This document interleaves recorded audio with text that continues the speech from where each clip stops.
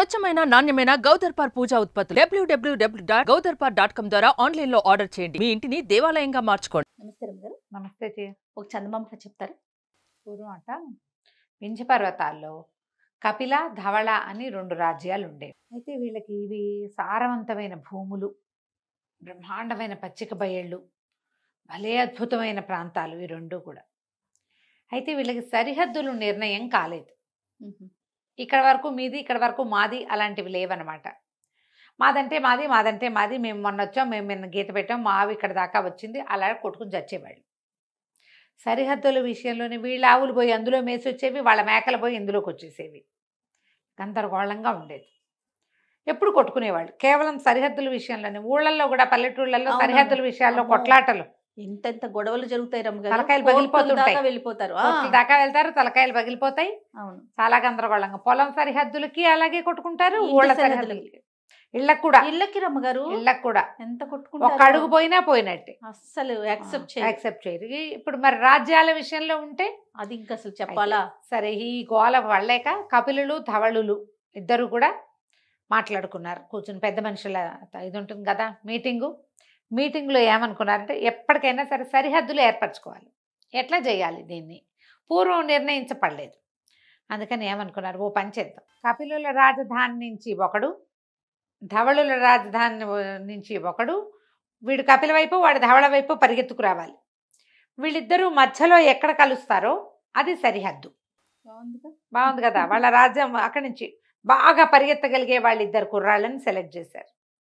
ఒక కపిలుడు, ఒక ధవళుడు. అక్కడి నుంచి కోడి కుయ్యగానే ఇద్దరు ఒకే టైంకి బయలుదేరాలి. ఇదంతా న్యాయంగా జరగాలి కదా, అన్యాయాలు జరగకూడదు ఇందులో. 2 బ్రహ్మాండమైన పందెపు కోళ్ళని సెలెక్ట్ చేశారు. వాళ్ళ కోడి వీళ్ళ కోడి పెట్టుకున్నారు. ధవళులు ఏం చేశారంటే, కోడికి తిండి గిండి పెట్ల, ఓ పొట్ల పెట్టి కూర్చోబెట్టారు. అప్పుడు అది నిద్రపోకుండా అటెంటివ్గా కూత కూస్తుందని నమ్మారు. ఓహో. కపిలులు అట్లా చేయలే, దానికి బాగా మేపి శుభ్రంగా తినబెట్టి అప్పుడు అది సంతోషంగా ఉండి టైంకి వెళ్తుంది, కూస్తుందని వీళ్ళు నమ్మారు.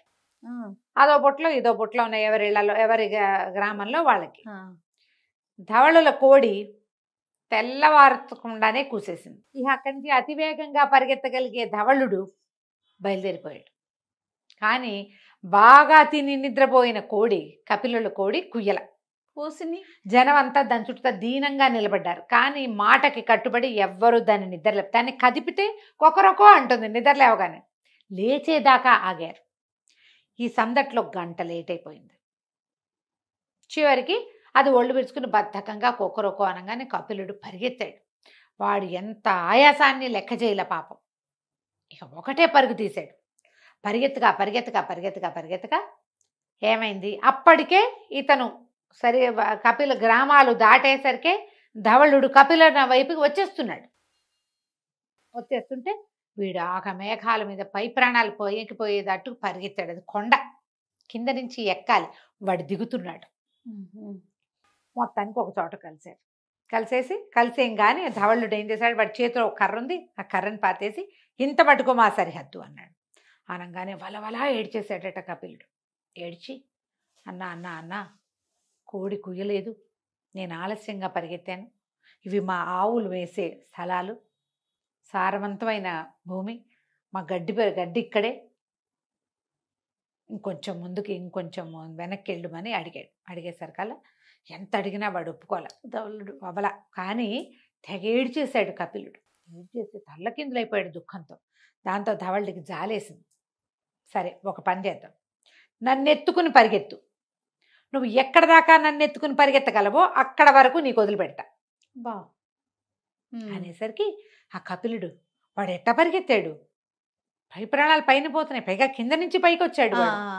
అంత ఆయాసాన్ని అణుచుకుని ఈ ధవళుడిని వెనకాల ఉప్పెక్కించుకొని పరిగెత్తడం మొదలుపెట్టాడు. బాగా చాలా కాదు కానీ పరిగెత్తాడు. ఇంచుమించుగా ఈ గడ్డి మైదానాలు దాటే వరకు పరిగెత్తి కుప్పగొలివి చనిపోయాడు. అయ్యో, మరి ఆయాసం. వాడు తన ఓపికను ఎందుకు పెట్టాడు, రాజ్యం కోసం పెట్టాడు. దేశం కోసం ఎంతమంది ప్రాణాలు వదిలేశారమ్మా. అమ్మ అసలు చెప్పక్కర్లేదు. వదిలిపెట్టేశాడు ప్రాణం, చనిపోయాడు. అక్కడ ధవళుడే పాతిపెట్టాడు కర్రని. ఆ వాళ్ళు వీళ్ళు అందరూ వచ్చారు, పండగ చేసుకున్నారు. ధవళుల రాజ్యం పెద్దది, కపిలుల రాజ్యం చిన్నది.